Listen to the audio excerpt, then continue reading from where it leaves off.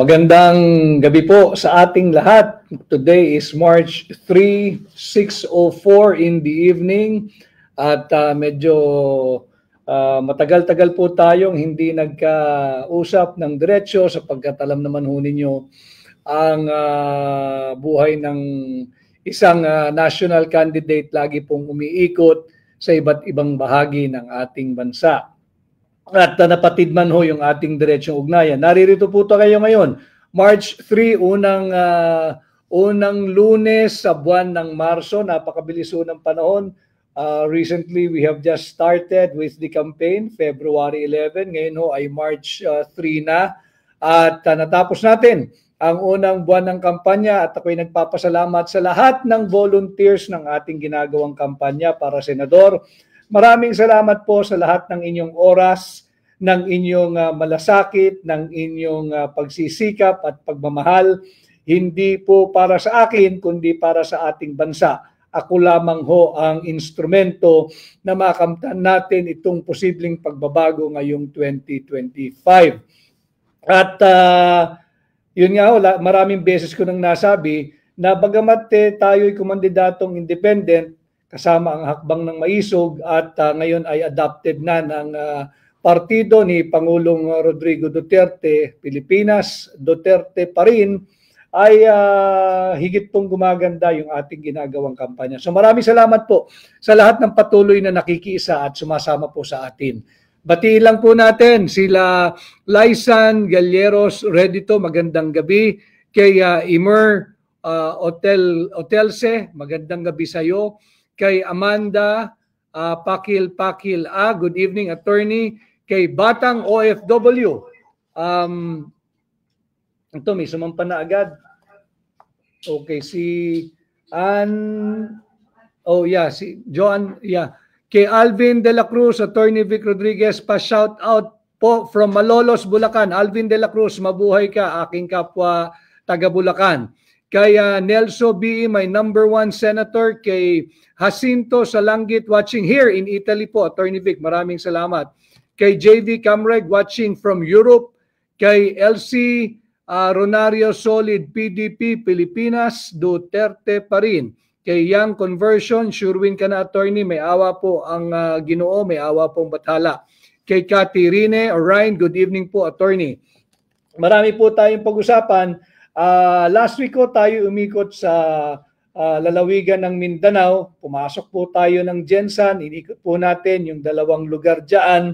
Tapos tayo po ay nagbaylan patungo na ng Davao, naging bahagi din po ng maraming activities doon. Tumungo din po tayo ng Davao del Oro, kaya nakabalik tayo dito sa Maynila ng Sabado na ho.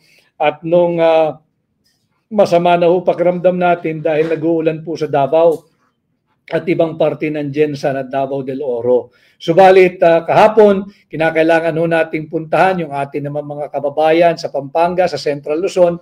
Hinarap po natin pati makasamahan natin dyan sa traditional and social media. Humingi po sila ng update. Ang update po natin, ngayong araw ay pinulong po kami ng ating legal team na sa paghahanda dito po sa gagawing preliminary conference. Itong kaso natin sa hinihingi natin ay deklarang unconstitutional itong maanumalyang 2025 budget. Huwag po kayong palilihis sa ginagawa ng napakaraming mga tao ng pamahalaan. Ang budget, ang usapan po pa rin ay yung ating anomalous 2025 budget. Hindi po natuloy yung preliminary conference ng supposedly February 28 sapagkat late po nakapagsumite ng komento yung gobyerno through the Office of the Solicitor General. Kaya po na-move yung ating preliminary conference ngayong March 5, Wednesday. Nagpulong po kami kanina ng mga abogado at nagpaplano ano yung mga dokumentong papamarkahan at isusumite sa Korte Suprema para po mas mapabilis yung gagawing oral argument na nakaschedule po sa April 1. At magpupulong pa rin po kami bukas, kami po mga abogado ninyo. Tatandaan po ninyo itong kaso natin sa Korte Suprema, yung petition for certiorari and prohibition, ito po yung kaso ng bawat ordinaryong Pilipino. Ito po'y kaso ng mamamayang Pilipino sapagkat ang linalabanan po natin dito ay yung illegal, invalid, anomalous, immoral, and unconstitutional 2025 budget na dinidescribe nga po natin na kriminal. Sapagkat wag nating kalilimutan, yung Bicameral Conference Committee report na naging pundasyon at basihan ng ating 2025 budget ay panay blanco. 28 items ay blanco, nagkakahalaga ng 241 billion pesos. Pinagbigyan na rin po ng Korte Suprema yung ating hiling na makapag-issue ng subpoena o i-produce yung original copy ng enrolled bill. Hindi man po subpoena ang in-issue pero inatasan po ng Korte Suprema ang mga respondents sa kasong ito, yung Office of Solicitor General, na i-produce yung kopya ng enrolled bill. Importante po kasi yun para makita talaga natin na mula doon sa mga blankong Bicameral Conference Committee report, kung meron bang mga halaga na yung mga iniwan na blanco. Kasi babalik po tayo doon sa ating basic premise. Blanco yung final, approved, ratified, and filed, and signed Bicameral Conference Committee report. Pag blanco yan at merong halaga na nakalagay doon sa enrolled bill, sino yung naglagay ng mga halaga dyan?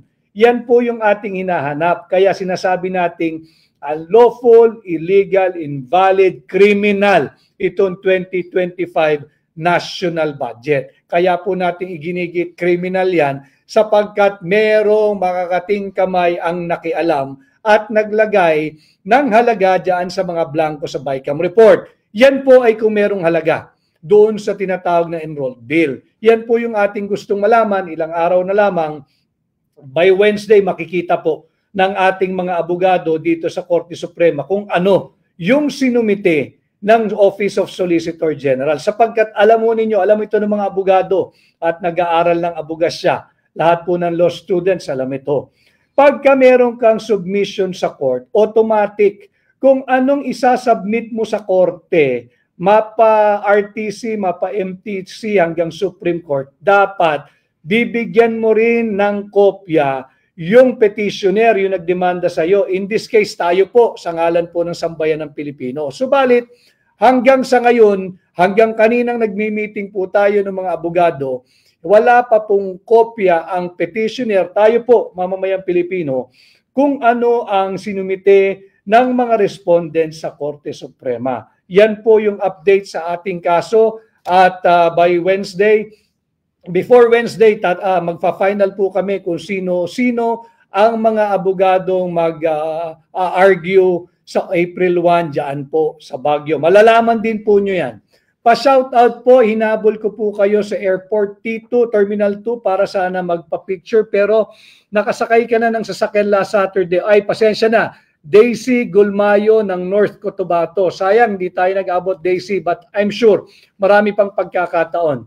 Kay Renante Bungabong, kay Roy Irene, retired government employee, Biyahe ni Kin, kay Arnel Cabrera, Edgardo Culanag, OFW, at Clonelia Beltran from Milan, Italy. Mabuhay po kayo at maraming salamat sa inyong pakikiisa.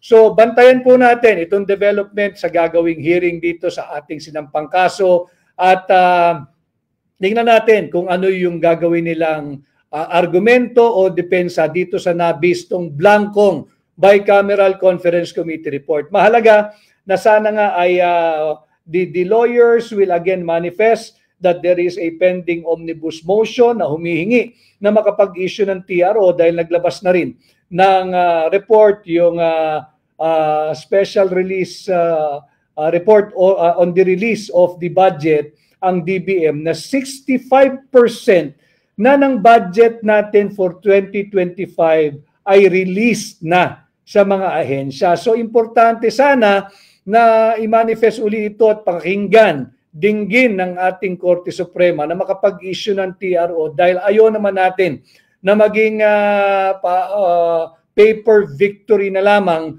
ang ating kaso kung sakasakaling katigan tayo ng Korte Suprema dahil nailabas na lahat ng pera ng gobyerno. Although, kung sakasakali po na madedeklarang unconstitutional ito at nailabas na lahat ng pera, meron naman pong remedyong kriminal, magkakaso po tayo ng kriminal sa mga nakialam dito sa ating unconstitutional, illegal, immoral, invalid, and criminal 2025 budget.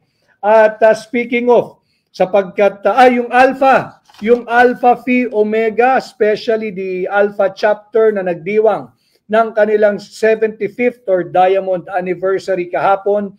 Maraming salamat po sa inyong pag-imbita at pag-anyaya sa akin kahapon. Diyan po ginawa sa Clark, sa loob po ng Clark. Maraming salamat. At yung mga kasamahan natin nga uli sa traditional at social media diyan sa Clark din kahapon, sa Central Luzon, nakita ko po sa pahayagan yung produkto po ng ating pagpupulong at press briefing, media briefing kahapon na ginawa sa Clark. Marami po salamat, mabuhay po kayo. So, lahat ng mga kasapi ng Alpha Phi Omega, Alpha Chapter, Happy Diamond Anniversary, mabuhay po kayo.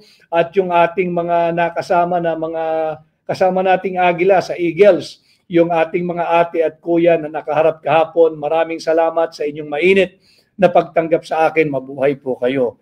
Bukod po sa Anomalous, hearing sa Anomalous 2025 budget, mariin din pong pinag-uusapan at pinag-uukulan ng pansin ngayon yung isang kandidato para vice-gobernador na naglahad ng kanyang saloobin regarding the vulnerability of the automated election system that will be used this 2025 election. Nakakagulat at bordering on nakakagalit dahil imbis na entertainin siya ng COMELEC, kinasuhan yung abogado at accountant na at kandidato bilang vice-gobernador. Tama ba? Vice-gobernador yung kinakandidatuhan po nung lawyer din po iyon eh. Imbis na pakinggan siya ng COMELEC, kinasuhan po yung abogado at pati yata disbarment at yung kaso na magpatanggal yung kanyang lisensya bilang accountant ay isusunod din ng COMELEC. Nakakagulat, nakakagalit sapagkat bakit mo naman pipigilan maglahad ng kanyang saloobin bilang Pilipino yung isang taong naglahad lang ng kanyang reservation or pangamba na tungkol sa vulnerabilities ng ginagamit na Miro system, yung ating automated election system.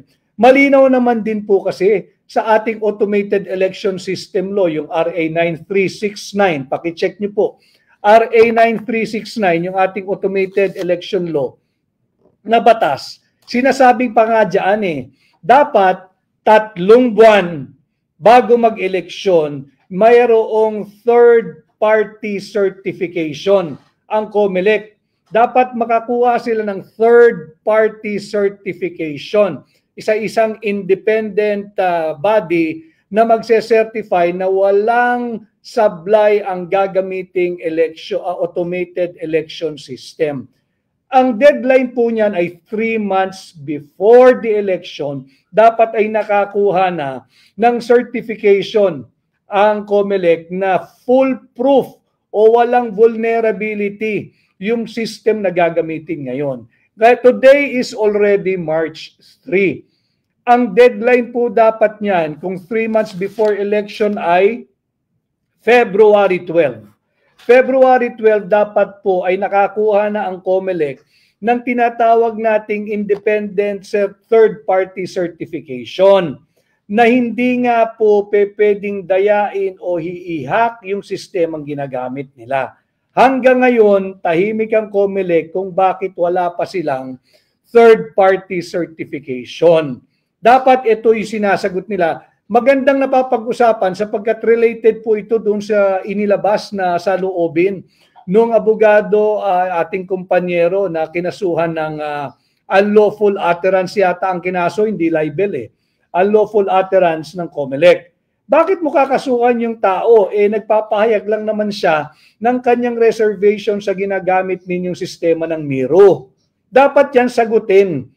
At ang mapapansin natin, I do not like to think, but it seems that the government, even the COMELEC, is weaponizing itong Article 154 para patahimikin yung pumupuna at nagbibigay ng kanilang pahayag regarding the vulnerability of the automated election system to be used and to be deployed this May 12, 2025 election. Dahil ayon nga po sa RA 9369, yung ating automated election system law, dapat yung gagamitin mong sistema ay nagamit na ng at least 2 beses sa isang automated election system din. Meron itong proven track record, proven capability na hindi madadaya yung sistema. Ang tanong, ang Miro ba meron ng proven track record? Baka bago-bago nito. Kaya mahalaga yung tinatawag natin na certification mula sa independent third party. Kinakailangan may certification mula sa independent third party na walang vulnerability o hindi prone sa dayaan o hindi madadaya ang gagamiting automated election system. Nakakagulat dahil nagalit ang COMELEC doon sa unang nag-question nung sinasabi ng abogadong vulnerability ng system use. Siya'y nagpapahayag lamang at wala akong nakikitang unlawful utterance doon dahil hindi naman ito damaging sa gobyerno. Babangga ho kasi yung karapatan niya magsalita, yung karapatan niya magpahayag. E yan po ay may garantiya sa ating konstitusyon at yan po ay mas nangingibabaw kaysa dito sa tinatawag na Article 154 of the Revised Penal Code, yung unlawful utterance. Alam mo ninyo kasi yung ating Revised Penal Code, nagmula pa po yan sa Kodigo Penal ng Spanish So baka itong Article 154 ginagamit nung panahon pa nila Padre Damaso para hindi po ma-criticize yung pamunuan nung at mga nanakop sa atin nung araw. Subalit iba na ho ngayon. Ngayon mas buhay ang diwa ng free speech. Yung abogado, I hope you can get the name of the lawyer. I forgot the name of the lawyer. Yung abogadong yan na nagpapahayag lamang siya at yung kanyang sinabi ay covered by free speech. That is guaranteed by the Constitution. Dapat sagutin ng COMELEC. Meron na ba kayong certification mula sa independent third party? Dahil mahalaga po na may certification yan 3 months before the election. Ang deadline po ng certification mula sa independent third party dapat ay February 12 pa. Ngayon ay March 3 na. Nasaan na yung certification mula sa independent third party? Ito yung karugtong ito nung naging revelation o pagpapahayag nung abogadong kinasuhan ng COMELEC. Importante po kasi yung certification because the certification mandated under RA 9369 is not a mere technical requirement. Hindi po technical requirement yan. Yan ay legal and procedural requirement. Kinakailangan po may certification mula sa independent third party, 3 buwan bago maghalalan. Nang sa ganoon, maprotektahan po yung integridad ng ating gaganapin na eleksyon. Masiguro po na tama o accurate yung bilang, yung magiging bilang ng makina. Masisiguro po na mabibilang at mababasa ng makinang gagamitin ng tama yung mga iboboto ng mamamayang Pilipino. Mahalaga pong pinag-uusapan natin to. Bakit? Yung mga malalayong nakatira, yung iba tawid dagat pa, gigising ho yan ng maaga. Magtatabi ng pera sa araw ng halalan, mamamasahe, sasakay ng, yung iba magbabangka pa, yung iba magko-commute, gigising ng maaga, pipila sa ilalim ng araw, kung uulan, kahit sa ilalim ng ulan. Kaya importante itong independent third-party certification para masiguro naman ng mga gigising ng maaga, yung mamamasahe, yung magtatawid dagat, magtatawid isla, sasakay ng bangka, na hindi masasayang yung kanilang pagod, hindi masasayang yung kanilang effort, hindi masasayang yung kanilang malasakit sa kandidatong gusto nilang iboto, at hindi masasayang at mabibilang ng tama yung kanilang boto. Nasaan na yan? Kinakailangan po kasi may certification yung isang independent third party. Nang sa ganon, yung source code po, pag na-certify na po yan, i-escrow yung source code na gagamitin. Pag may certification na po yan, i-escrow po yan, itatago sa mga vault ng Bangko Sentral ng Pilipinas. Tahimik ang COMELEC hanggang ngayon tungkol sa bagay na yan. Imbis na busalan ninyo si Vice Mayoralty Bet pala ng Isabela. Imbis na busalan ninyo si Attorney Jeryl Respicio. Maraming salamat, Attorney Jeryl Respicio. Isa kang maisog sa iyong paglalahad ng iyong saloobin regarding the vulnerability of the automated election system to be used under the Miro technology or Miro system. Susugan lamang po natin yung paglalahad ni Attorney Jeryl Respicio. Dapat instead na siya dinimanda o kinasuhan ng COMELEC, dapat sagutin ng COMELEC, meron na ba kayong independent third party certification? Para nang sa ganoon mailagay na sa escrow o sa vault ng Central Bank o ng Bangko Sentral ng Pilipinas yung source code. Imbis na busalan ninyo si Attorney Jeryl Respicio na nagpapahayag lang ng kanyang saloobin o reservation sa gagamiting system, itong automated election system, anong masamang pag-usapan yung vulnerability? Malinaw naman yung mga requirement under Republic Act 9369. So, itong ating pagdidiskurso ay bawal na rin? Tayo rin ba ay kakasuhan ng violation ng Article 154 ng ating Revised Penal Code, yung unlawful utterance? Dahil tayo ay nagdidiskurso sa isang napakahalagang usapin, ito ba'y makakadanyo sa gobyerno kung nagtatanong ang mamamayang Pilipino kung meron ng certification mula sa independent third party at ito ba'y na-escrow na sa mga vault ng Bangko Sentral ng Pilipinas? Importante yung certification ng independent third party nang sa ganoon, we can be assured that the votes will be counted with accuracy and the machines will read properly the votes to be cast on election day. Ito'y kasunod lamang nung pagtatanong ni Attorney Jeryl Respicio. Huwag natin silang busalan. Sagutin natin, harapin natin, sapagkat ang deadline ng certification by an independent third party sa gagamiting automated election system ay nung February 12 pa or 3 months before the conduct of the May 12, 2025 election. Yan sana ang ipaliwanag ng Commission on Election at huwag i-weaponize ang ating mga batas at sikilin or gipitin yung mga nagpapahayag ng kanilang saloobin katulad ni Attorney Jeryl Respicio. I saw one of his interview. The lawyer, the guy, he laid down yung kanyang qualification and apparently he is also an expert in IT. So bakit mo questionin? He is also an expert in IT audit. Siya ay lawyer at accountant. At dito magdududa kayo mga kababayan, huwag tayong pumayag sa ganitong pambubudol. Bakit mo kakasuhan yung tao? Tapos may banta pa na ipadidisbar. Masama na bang ang lawyer ay advocate? Si Attorney Jeryl Respicio is an advocate for a clean election. Bakit mo ipadidisbar? Lawyers are advocates. And a lawyer should be always advocating for something. Whether you're a political, you're a social, you're a legal advocate or activist, ang abogado ay isang advocate. Huwag mong tatanggalin yan.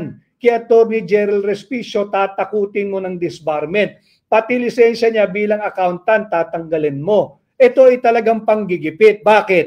Bakit hindi mo sagutin? Kagaya ng ating tanong ngayon, meron na bang certification coming from an independent third party? Yang system na gagamitin mo mula sa Miro. Ang requirement ng RA 9369, dapat meron na 3 months before the election. Ang 3 months na yan, lapse on February 12, 2025. Marso na ngayon, March 3 na ngayon. Merong bang certification? Para sana yung mga source code ay nakatago na o naka-escrow na sa mga vault ng Bangko Sentral ng Pilipinas. So, mabuhay ka, isa ka maisog, Attorney Jeryl Respicio, ituloy mo yung pagiging advocate mo, yung advokasya mo, tungo sa transparency at accountability. At tungo yung advokasya mo, tungo sa isang malinis at tatapat na halalan.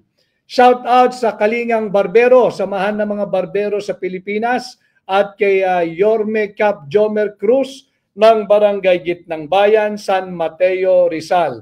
Andro Castillo, sending good vibes and support from San Pablo, Laguna. So yun po yung ating pinag-uusapan, yung hearing sa maanumalyang budget dyan sa Korte Suprema. Magsisimula po yung ating preliminary conference. Gaganapin na po iyan sa darating na Wednesday. After the hearing, magbibigay po ako ng update sa inyo kung ano pong naganap during the preliminary conference. At again, yung ginawa po nung Attorney Jeril Respicio na nagpahayag lamang, hindi po ako naniniwala at di ako sang-ayon sa ginawa ng gobyerno, particular na ang COMELEC na siya ay kinasuhan.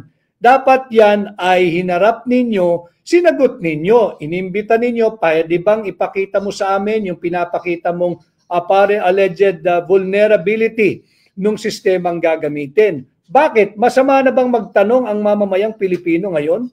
Masyado naman yatang pa-victim ang COMELEC sa pagkakataong ito. Nagtatanong lang yung tao, pinapahayag lang niya yung kanyang reservation na dito sa vulnerability ng gagamiting sistema. At dagdag po natin dyan, sagutin din nila, meron na bang certification coming from an independent third party itong automated election system that will be used for the conduct of the May 12, 2025 election in accordance or in pursuance of that explicit requirement under RA Republic Act 9369 or the Automated Election System Law. Marami yung nagpadala ng komento. Josie Empleo, salute. Attorney Vic. Erlinda Escanio, paano? Na-booking na sila. Ray Pancho, vote straight, PDP laban. Basta ang akin pong panawagan sa gobyerno, do not weaponize yung ating pamahalaan. At pag kami mga nagtatanong na Pilipino, hindi ho kasi mga Pilipino kahit anong gawin yung pamimigay ng AIC at ayuda, matatalino ang Pilipino. Pag kayo'y tinatanong at kayo'y nasusukol, huwag galit ang isukli ninyo. Sumagot kayo ng tapat, kagaya ng pagtatanong ng maraming Pilipino doon sa nangyaring pangingidnap doon sa bata. Ang daming naging reaksyon, pati ang PNP, yung ibang opisyal ng PNP ay pumalag, hindi raw yun ang tamang nangyari, hindi raw yun ang tunay na nangyari. At nagresulta nga ito sa pagkaka-relieve nung hepe ng anti-kidnapping group. Dahil hindi totoong istorya daw yung ipinahayag ng gobyerno. Akala ko ba lalabanan ninyo fake news? Paano ko yung fake news o maling impormasyon nagmumula mismo sa pamahalaan? Hindi ba't karapatan naman naming mamamayang Pilipino ang lumaban at maglahad ng katotohanan? Hindi naman pwedeng natuto kayo doon sa isang online website na mahilig mag-fact check. Pagka sila na ang fina-fact check, nagagalit na sila. Alam ninyo, kung kayo, you're espousing, you're promoting your fight against fake information, paano? Kung nagmumula sa gobyerno mismo ang fake information, sinong lalaban? Lulunukin lang ng mamamayang Pilipino? Huwag niyong asahang magiging sunod-sunuran ang mamamayang Pilipino, lalo na kung peke o mali yung information na pinapalaganap ninyo. Yan ang dapat ipaliwanag, hindi lang natuloy yung hearing supposedly today. Hindi ko rin alam kung bakit. Kung bakit hindi natuloy yung hearing today diyan sa nakidnap na bata at pinutulan pa ng daliri. Sinasabi na rescue pero may ibang version at yun nga, it caused the relief of the chief of the anti-kidnapping group. Wala naman daw pong hot pursuit na nangyari. At last week pa ho ito sinabi ito'y produkto ng hot pursuit. Ito'y nagtatanong lang. Kung hot pursuit yan at kanyo binitawan yung bata dahil maiipit na sila ng 22 suspects, bakit hanggang ngayon ni isa sa mga 22 suspects wala kayong may produce? 22 suspects. At paano ninyo nalaman na 22 yung suspects? Sinong nagbigay sa inyo ng head count na may 22 suspect? At kinatukoy ninyo yung 22 suspect, meron kayong bilang, hanggang sa ngayon, wala kayong maipakita kahit isa man lang doon sa 22 suspect na inyong ibinibida na produkto kanyo na yung rescue ninyo ng hot pursuit. So last week ko ay nagpasampa tayo nung ating mga kababayan. Pwede po kayo mag-join uli ngayon at yung mga gustong sumampa, please send request to join. Kinakailangan lang ho ay bukas yung inyong camera. Hindi po tayo mag-entertain ng sarado yung camera dahil iniiwasan po natin magpasampa ng minor de edad dahil baka maging issue yan. At the same time, meron po tayong konti, simpleng rules. Ang rules lamang po natin dito, bawal ang bastos, hindi naman kayo kinakailangan sumasang-ayon sa ating posisyon, sa ating live discourse, kaharap kayo, pero bawal po dito ang bastos. Pag kayo nagbastos, ibibigay ko lamang po yung inyong, anong tawag doon? Handle or username.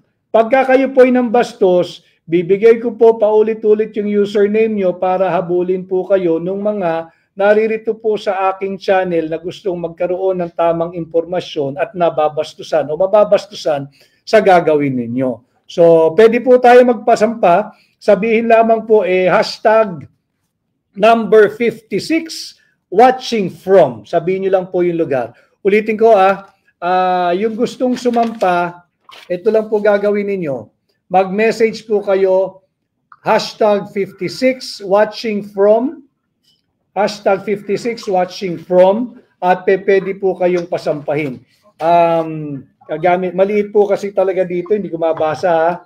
Simulan natin kay Kaysin. Ay, Kaysin. Hello, sir. Ay, Sir, good evening. magandang gabi. Ikaw una. Yeah, go ahead. Salamat sa iyong pagsali sa ating pag-live ngayong gabi, Kaysin. Taga saan ka, Kaysin? Dito po sa Candelaria Province, Sariaya, Quezon. Ay, okay. Maraming salamat sa iyong pagsampa. Isa po ako na membro ng Armed Forces ng Citizen CAPGU. Okay.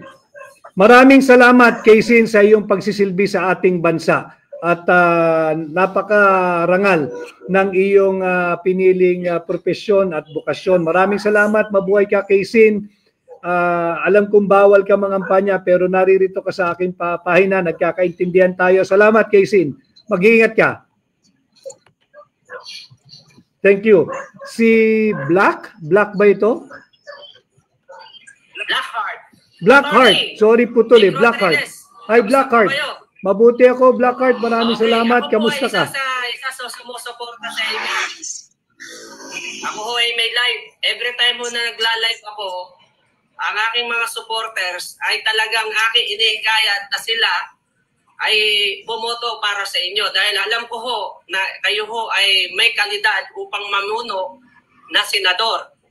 At kapag ho ako ay nagla-live, marami rin ho trolls na bumabangga sa atin. Huwag mong pansinin. Actually, pag nagla-live tayo, siguro mga nasa maabot din ho tayo ng 1,000 na viewers. Ay talaga ho, ang mga trolls ay talaga ho kakaiba. Ibig sabihin, iba ang mga sinasabi. Ako ho ay naniniwala na sa bagong alyansa ng bagong Pilipinas ay mga luma ho ang nandoon at walang mga prinsipyo.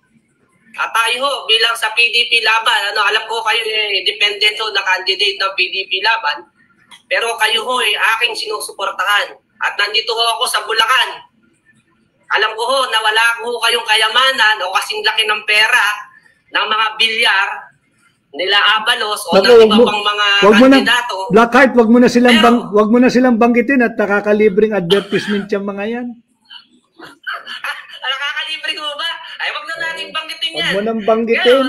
Alam ko ho kayo, dito lang ho tayo pwedeng bumawi. Dito lang ho tayo pwedeng bumawi sa TikTok at sa ibang platform pa ho. Kaya ho ako, nagbo-voluntaryo ho ako palagi. Makikita nyo yung aking TikTok account. Bago lang ho ako dito. At ako ho ay nag-live. Dahil ho sa inyo ni Atty. Marcoleta. Salamat, Blackheart. Sa kayo sa akin, Atty. Vic. Thank you. Nandito Thank you. ako para sa inyo. Thank you. Mabuhay ang mga Bulakenyo. Maraming salamat. Pag natapos na pong ma-acknowledge, para makapasok po yung iba, pagbigyan po natin yung iba, yung nakapagsalita na. Si Nitro, OFW. Attorney. Hi. Uli ako. Kararating ko lang from Abu Dhabi, I'm here in Makati already. Oh, ano, bakasyon lang? Bakasyon lang o pahinga ka muna? Nalipat po ako work back to Saudi na naman. Okay. Sige, maraming salamat. Alam ba ninyo, yung mga katulad mong overseas Filipino workers at mga Filipino migrants ay nakapag-contribute ng $38.5 billion last year sa inyong remittance. Kaya yan ang ating linalabanan dahil bahagi niya napupunta sa buwis at napupunta sa ating taunang budget. Yan yung mga dahilan, Nitro, kung bakit tayo nagsampa ng kaso sa Korte Suprema at linalabanan itong maanumalyang 2025 national budget.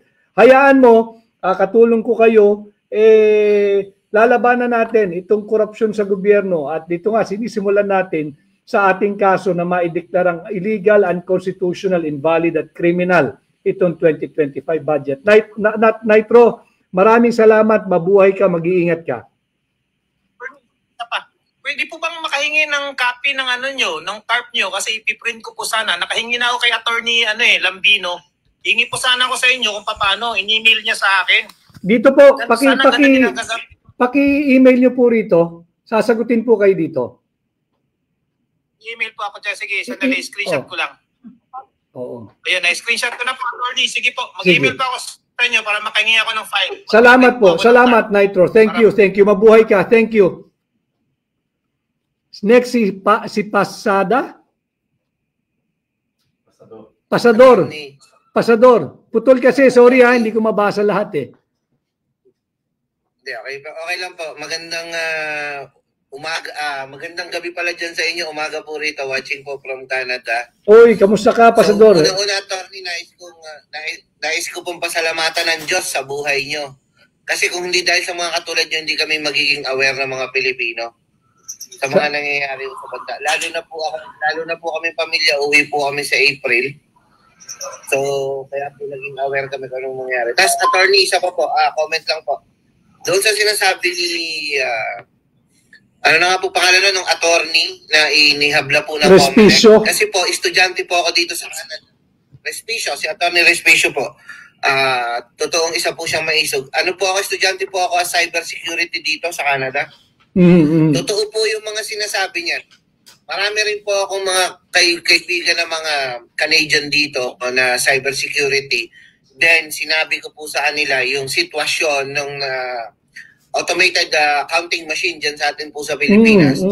Once na any gadget po na i-connect mo sa internet, once they already have like a malicious source code na nandun na po sa ACM, tas once na kinonect po yan, kahit po saang lugar sa buong bansa, pag na-connect yan sa internet at nakapaglagay na po sila ng malicious content po doon, malicious source code, once na i-connect sa internet at magkakaroon po ng access yung mga hacker na yan, kaya po nilang baguhin ang resulta nung itatransmit po nila.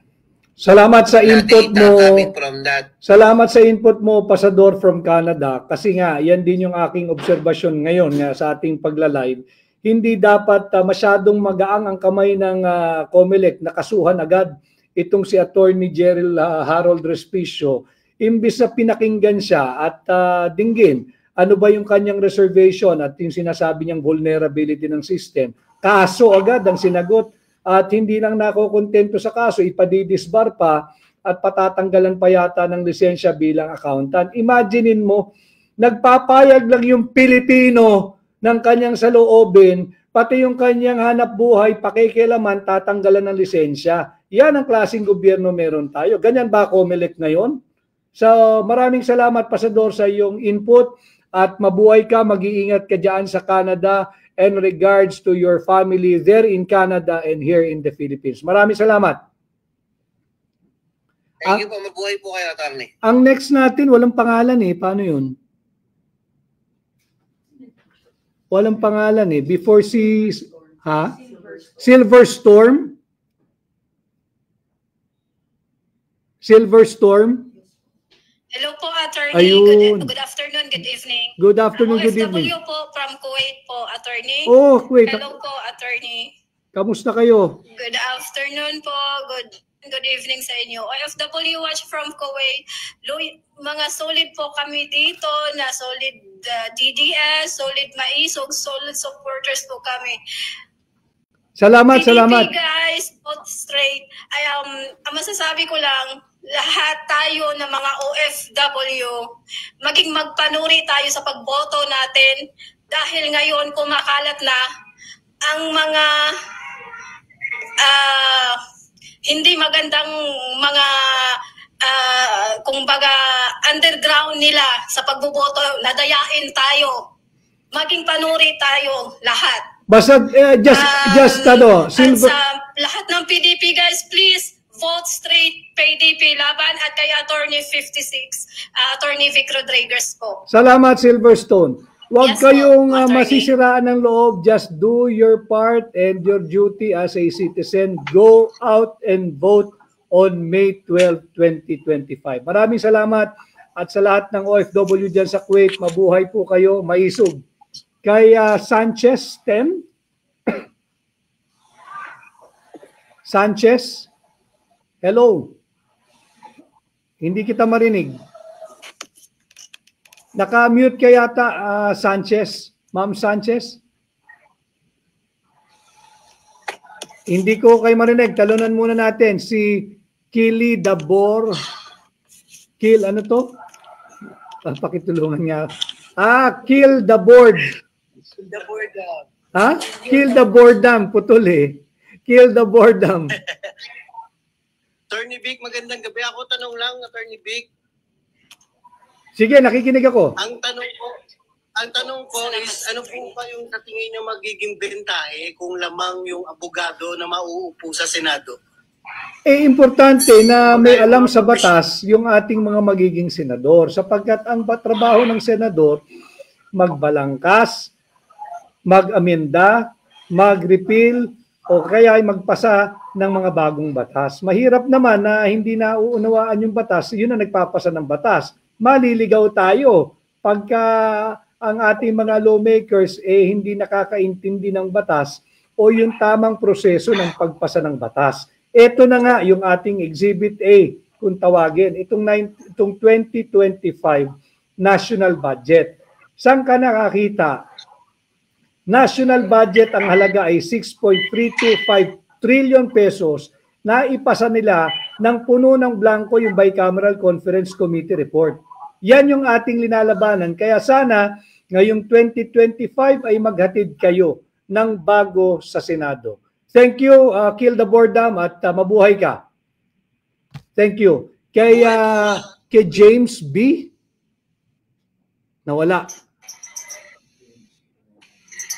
Yes! There, James. Isang mapagpalang gabi sa Attorney Vic Rodriguez at sa lahat na nakaka-tune in ngayon gabi. Magandang gabi. Magandang gabi, James. Ako po ay taga Negros Oriental. Nabuhay ang mga taga Negros. Yes, both straight po kami, lahat ng aking pamilya, sa grupo ng mga maisog, lalo na sa aming mahal na dating Pangulong PRRD. Maraming salamat. Pilipinas, Duterte pa rin. Hindi namin makalimutan yung kanyang legacy na iniwan nung siya presidente pa. Tama po yun. Maraming salamat. At ngayon, bumubuto kami sa lahat ng line-up ng Team Maisog. Opo, wag ninyong... Maraming salamat sa iyo, Attorney Vic Rodriguez. Maraming salamat, James. At wag ninyong kalilimutan yung Team Suka. Ang ating suportahan ng Team Suka ay ang ating mga kasamahan sa partido po na Duterte Approved and Certified Senatorial Candidate. Ang si Rani Guna, bagong Senado, ang kanyang panawagan. Salamat. Kay Myra Taurus. Uy, Myra, kamusta ka na? Meron din isang taga Kuwait dito na sumali, si Silverstone. Si Myra Taurus ng Maisog Kuwait is watching. Hi, Myra. Salamat at I will see you soon. Kasama ko lang si Asam sa Mindanao nung last week. At si Huyu, asahan mo po, Attorney Vic Rodriguez, ang boto ko. Maraming salamat. Kay Rhea Dagupan, Team Duterte. Kay Banateros, Laarni TV 2.0. Hello, Sir Vic Rodriguez. Kay Erna Escalera, yes, vote straight, Team Suka. Marami pong salamat. At kay ano naman tayo, kay Ditz. Hi, Ditz. Hello po, attorney. Hi, Ditz. Taga saan ka? Magandang gabi po. Magandang gabi. Taga dito po sa Valenzuela. Okay. Valenzuela City? Opo. Team Marcoleta po tayo. Salamat sa pag-join. PDP Laban. Salamat. Kasamahan natin yan, si Senador Dante Marcoleta. Huwag nating kalilimutan. Maraming salamat. Ganon din kay... Ang nice ko sana, attorney, sige. paglaban ninyo yung mga manggagawang big. Yan ang ating ginagawa ngayon at bagamat limitado ang ating kakayahan, kaya kami naman ay lumalapit din sa inyo na sana ho ay tulungan nyo kaming mangampanya para ngayong 2025 ay posible ang pagbabago pag kayo po ay naghatid ng bago sa Senado. Thank you, Ditz from Valenzuela. Si Sanchez, pwede ka na? Ma'am Sanchez, pwede ka na? Pinakatabis talaga, abogado ang nasa Senado. Thank you, Ditz. Maraming salamat. Kay Sanchez, Ma'am Sanchez, pwede ka na? May problema sa device mo, ma'am. Hindi ka talaga marinig. Pasensya na. Hindi kita marinig. I can see you, si Ma'am Sanchez, but I cannot hear you. Kay G. Ay, G. G, nakamute ka, G. Nakamute ka, G. Okay, mawala po tayo ganong oras. Nakamute ka kay Boy Uhaw. Tama ba, Uhaw? Boy. Hello, attorney. Hello. Gabi po. Tama ba? O putol yan? Boy, ano yan? Anong pangalan? Boy? Hello. Boy Uhaw po. Oh, bakit ka naman Uhaw, Boy? Ha? Yan ang pangalan ng vlog mo. From Baras Rizal po. Oh, salamat mga Rizaleño. Opo, solid po kami, buong pamilya. Ngayon po ay nandito po ako sa Davao. So, okay. Yan, itry ko rin po na personal pong pumunta dito sa Davao dahil gusto ko rin pong makitang personal si Tatay Digong, magsamat man lang sa kanyang pagmamahal at pagmamalasakit sa bansang Pilipinas. Solid po, Team Suka, PDP Laban. Thank you, Boy Uhaw ng Rizal. Thank you. Si G uli. Ma'am G, pwede na. Nandito po ngayon sa Davao po, sa Santo Tomas, Davao del Norte. Thank you, Boy. Maraming salamat. Mag-ingat ka. Si Ma'am G naman. Ma'am G. Ma'am G. Good evening po, attorney. Good evening. Marinig na po. Yan, malinaw. Okay po. Taga Butuan City and andito po ako sa Hong Kong po. Tanong ko lang po kung confirm na ba yung pagpunta nyo dito sa Sunday? Pupunta po tayo dyan. Makikibahagi tayo sa inyong gagawing pagpupulong ng Filipino community. Magkita po tayo, Ma'am G. Pag nakita mo ako dyan sa linggo, lapitan mo lang ako, magpakilala ka, ha? Yes, sir. Thank you. Ingat ka. Punta po ako. Kailangan, Sige po. Sige, thank you. Confirm na po nga Sunday po? Sunday. I'll see you. Okay po. Salamat. See you soon po. Punta naman tayo dito, nakamute JJ Biray. Nakamute ka, Miss JJ. Oo. Si RPTV13. RPTV13, ikaw naman. Hello. Hi. Ito talaga yung panahon na nakasyat ko dito kasi lagi akong nakasubaybay sa inyo kasi alam ko yung pinaglalaban nyo. Ako po si Ray from Ireland. Isa pong arkitekto. Oo, mabuhay. Isa pong Filipino arkitekto and laban po ako dahil sa advokasya nyo na ipag-isumpuin ang korupsyon. At isa sa mga pinaka inaabangan ko na mananalo kayo para ibalik ang death penalty lalo na sa mga corrupt na opisyal sa Pilipinas. Maraming salamat. Pwede nga po makahingi ng streamer nyo para maibigay ko sa pamilya ko sa Pilipinas ng instant ko lang. Architect, dito mo. Architect, eto, nasa screen, Architect, paki-screenshot mo. Na-screenshot ko na po. Okay, mag-communicate ka rito. And yung mga volunteers natin sasagot. Tinutulong ko yung pangalan nyo. Thank you, Architect. Pati yung buong PDP laban. Maraming salamat. Maraming salamat. Plan ko sa Batilan, Zamboanga. Thank you. Insuka po kami. Salamat. Watching po from Salamat sa mga information na binibigay nyo sa amin. Naliliwanagan po kami sa lahat ng nangyayari dyan sa gobyerno. Thank you.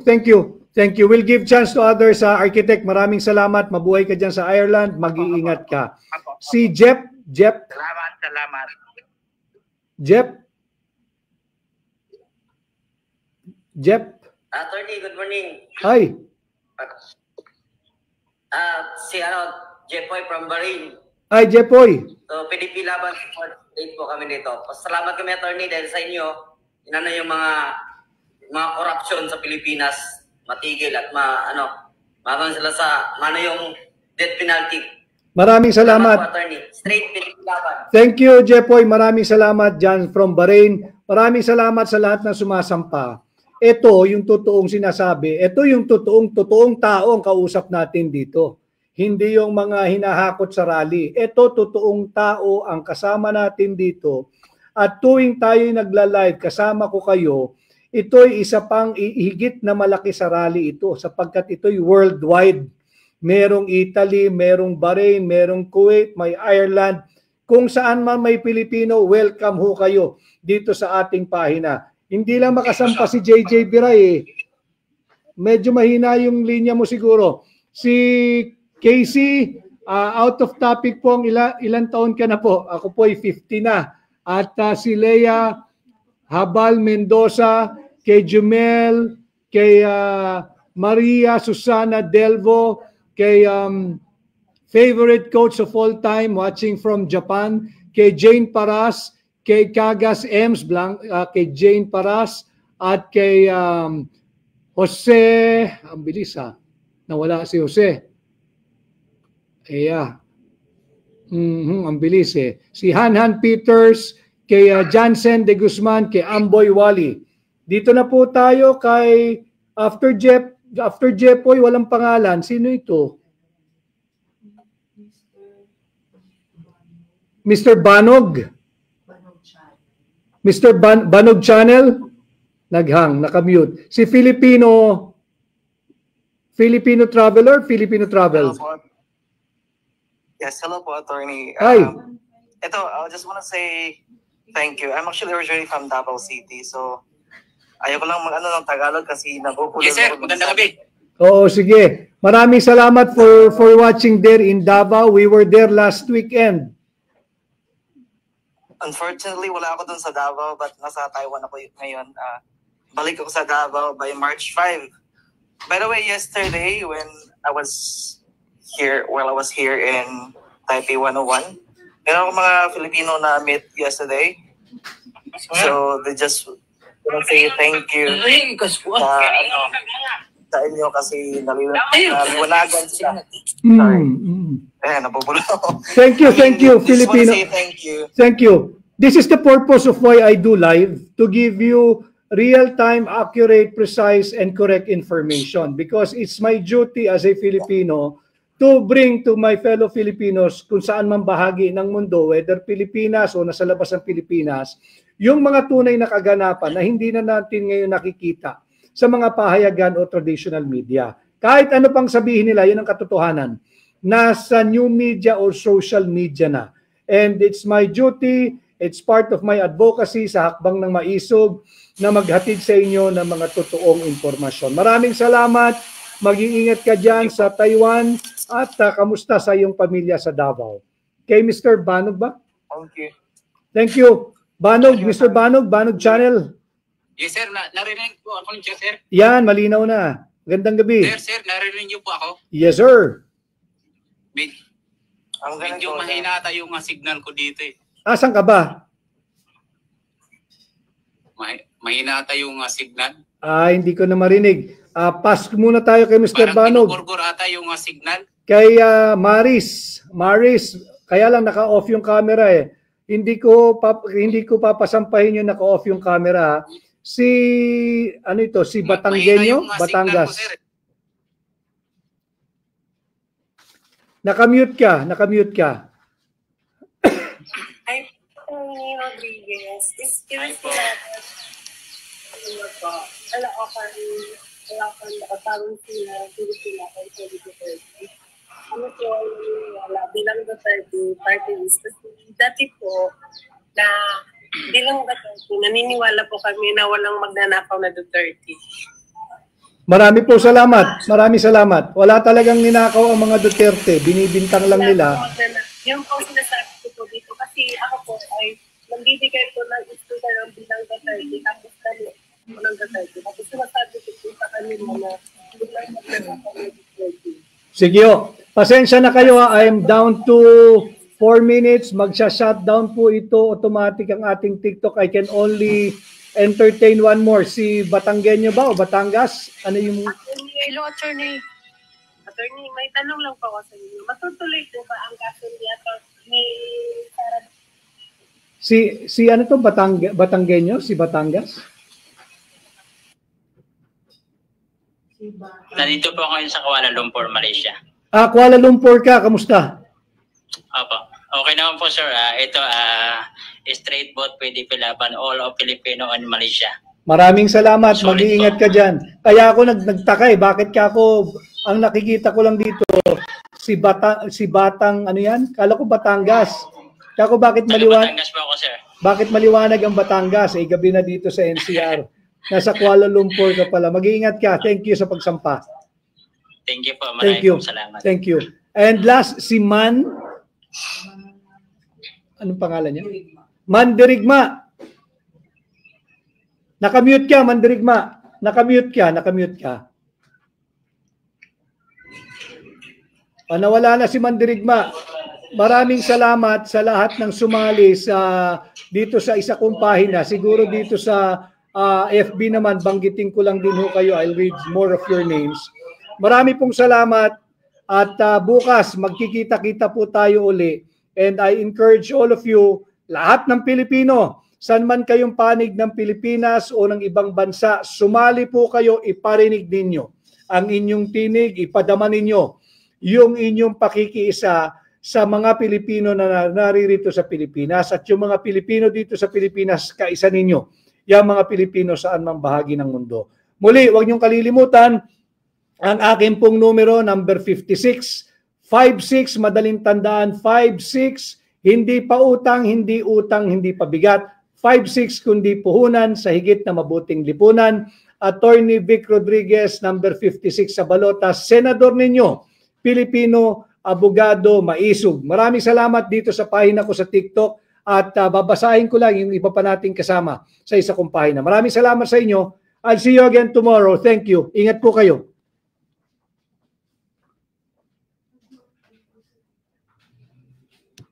At tuloy po tayo dito sa isang pahina naman. Hindi pa natin na-improve kasi na maisampaho kay rito eh.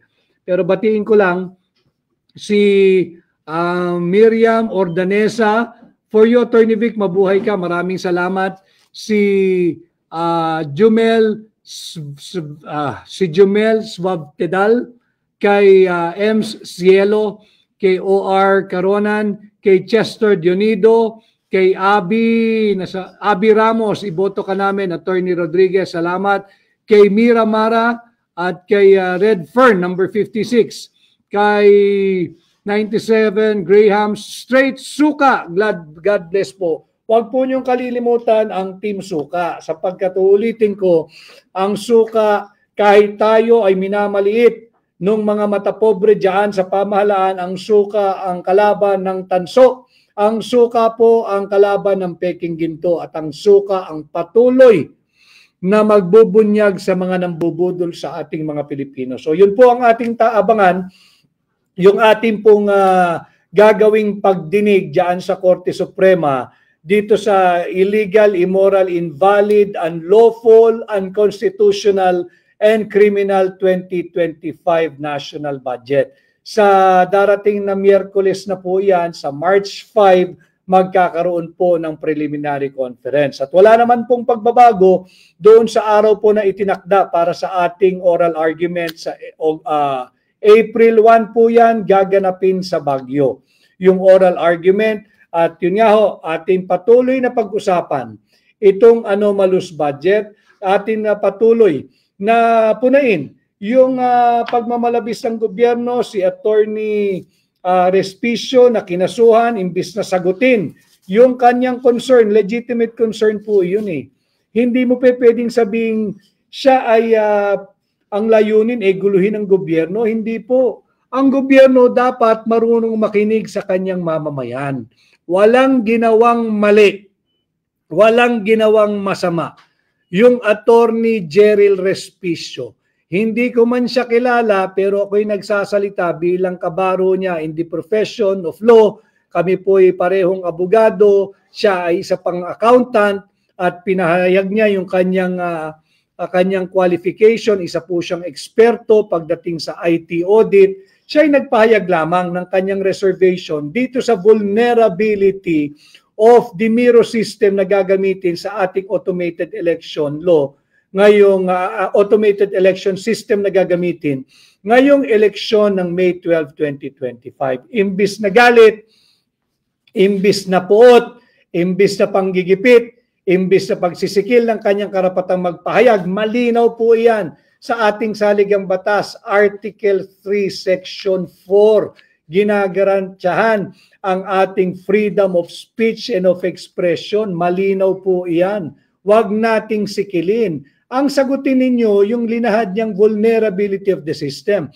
And fact of the matter, wala pang ang independent third-party certification ng COMELEC kung yung bang sistema nga yan ay hindi vulnerable sa dayaan or sa hacking.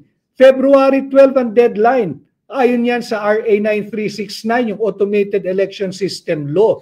Yan ang dapat ipaliwanag ng COMELEC.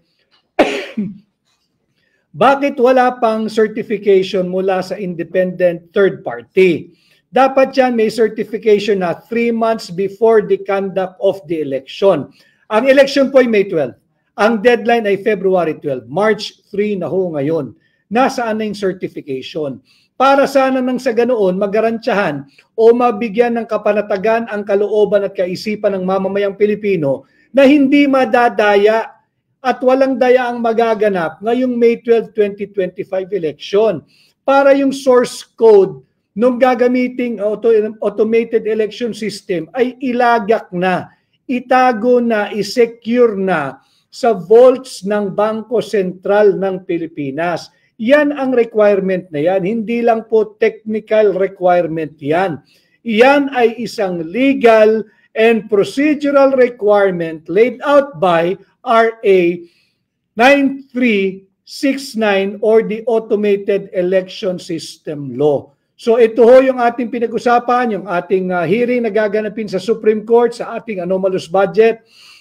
At itong pag magmalabis laban kay Attorney Respicio, kawawa naman yung tao, pati yung kanyang kabuhayan na marangal bilang abogado at bilang accountant ay nanganganib dahil merong banta na siya raw ay padidisbar at patatanggalan ng lisensya bilang accountant.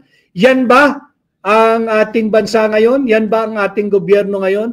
Na pag nagpahayag ng concern at nagsalita ang mamamayang Pilipino at pananakot, kaso ang itatapat ninyo?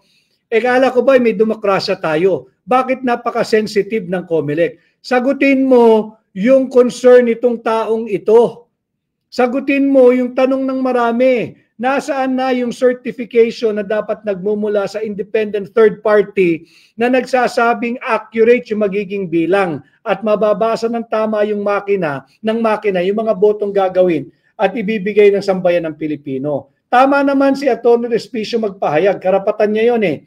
At tama rin yung isinulat ng isang veterano at respetadong kolumnista si Alex Magno na hanggang ngayon ay wala pang independent third-party certification. So anong gagawin nyo kay Alex Magno? Kakasuhan nyo rin ng unlawful utterance kasi printed pa yung kanyang column. So dito natin makikita kapag pakiramdam nila ay kayang takutin, kakasuhan. Bakit si Alex Magno? May kaso ba? Wala naman siyang linabag na batas. Kanya lamang kinakalampag din yung kakulangan ng certification mula sa isang third party, independent third party na magsasabing magiging tama, accurate at walang daya ang magaganap at nang sa ganon yung source code ay maitago na at ma-secure sa vaults ng Bangko Sentral ng Pilipinas. Kay Baby Ruth Teologo, Attorney, bantayan natin ang COMELEC. Bantayan po natin, magsama-sama po tayong magbantay. Kay Patricia Trixie, karapatan ni Attorney Respicio magpahayag ng kanyang saloobin. Lahat tayo may karapatan. Tama po yun. Kay Rose Pascual, hello po Attorney, go lang sa mga expose nyo sa mga anomaly sa gobyerno. Kay Wendell Crimen, Alex Magno, thank you. Oh yes, thank you for writing that piece of column or article. Kay Vic, COMELEC, pakisagot po. Yes, COMELEC, sumagot ka. Baka naman demanda rin ang abutin namin sa iyo. Kay Ronald Talapian, si Attorney Glenn Chong, hindi nila makasuhan. May pinipili sila at may takot. Hindi nila pwedeng kasuhan si Glenn Chong. Si Glenn Chong ay napakamarunong na abogado at hindi yun takot, maisog yun. Kay Felix Pellerin, Attorney, sigurado na mandadaya dahil tagilid na sila. Kay Jag Uwar, maraming salamat watching from Bacolod City. Kay Ronald Van David, solid po kami dito sa Pampanga, yung aking mga kabalen. Maraming salamat. Kay Celeste Saito, 56, Attorney Vic Rodriguez, maraming salamat. So muli maraming salamat sa lahat ng sumalo sa akin. Nasa 2,269 dito sa Magic Eye, bukod pa po yung kasama natin doon sa isa kong pahina. Magkita-kita po tayo bukas. Basta't ako po ay walang sortie whether sa Pilipinas or sa abroad. Magla-live po tayo at magiging bahagi po kayo. Ito na po yung ating plataforma. Of course, inaasahan natin na may sasampa na mga bashers. Welcome naman po kayo. Basta ang rule natin dito, hindi kayo pwede mambastos. Pag kayo'y nagbastos, aming ipapakita yung, anong tawag ulit doon? Username ninyo, papakita natin paulit-ulit para kayo ay singilin nung mga gustong kumuha ng totoong impormasyon at makipag-diskurso sa akin ng maayos. Bawal ang bastos sa ating pahina. At yung mga trolls, naintindihan natin kayo, kailangan yung kumita kahit sa maling paraan. Sana happy kayo na nakakapagpauwi kayo ng makakain sa inyong pamilya galing sa maling gawain. At yung aking kaibigan na nakasubaybay, hindi lang makasampa si Miss JJ Biray. Next time, bukas siguro, ayusin mo lang yung iyong linya. Maraming salamat po. Ako po muli, si Attorney Vic Rodriguez, Pilipino Abogado Maisog, number 56 po sa Balota 56. Maraming salamat. Magandang gabi. Mabuhay po tayong lahat.